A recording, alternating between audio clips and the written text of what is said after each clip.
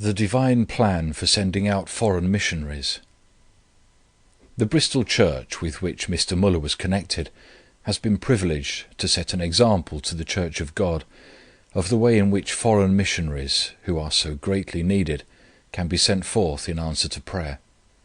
Mr. Muller writes on page 516, volume 1 of his narrative: I also mention here that during the 8 years previous to my going to Germany to labour there, it had been laid upon my heart and on the hearts of some other brethren among us, to ask the Lord that He would be pleased to honour us as a body of believers by calling forth from our midst brethren for carrying the truth into foreign lands.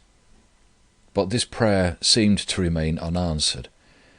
Now, however, the time was come when the Lord was about to answer it, and I, on whose heart particularly this matter had been laid, was to be the first to carry forth the truth from among us.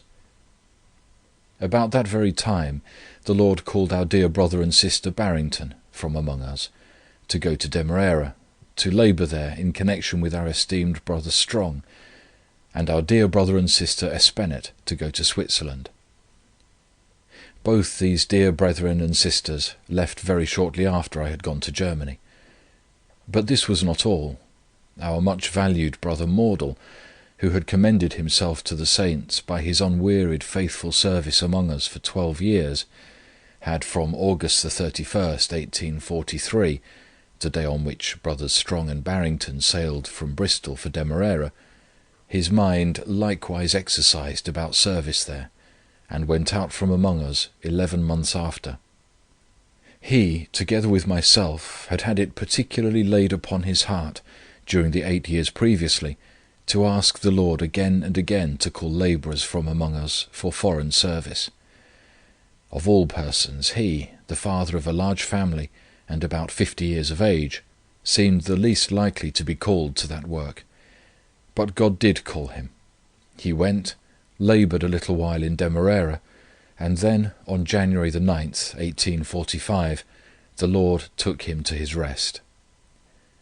When we ask God for a thing, such as that He would be pleased to raise up labourers for His harvest, or send means for the carrying on of His work, the honest question to be put to our hearts should be this: am I willing to go, if He should call me?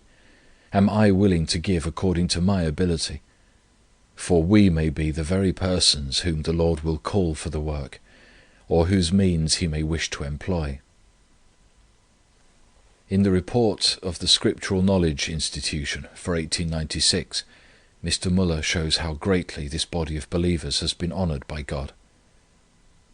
From our own midst, as a church, 60 brethren and sisters have gone forth to foreign fields of labour, some of whom have finished their labour on earth, but there are still about 40 yet engaged in this precious service. Why should not the great and crying need for workers in Asia, Africa, and other parts of the world be thus met by thousands of churches in Europe and America, following this divine plan of praying the Lord of the harvest that He would send forth labourers from among them? Surely they may expect God to answer their prayers as He did the prayers of this Bristol church. Look what has been done in China by the faithful use of God's method. We quote Mr. Hudson Taylor's words as given in China's Millions for July 1897. For the obtaining of fellow workers we took the Master's direction, pray ye the Lord of the harvest. As for the first 5 before the mission was formed, so for the 24 for whom we first asked for the China Inland Mission, for further reinforcements when they were needed, for the 70 in 3 years, for the 100 in 1 year, and for further additions from time to time, we have ever relied on this plan. Is it possible that in any other way such a band of workers from nearly every denomination and from many lands could have been gathered and kept together for 30 years, with no other bond save that which the call of God and the love of God has proved?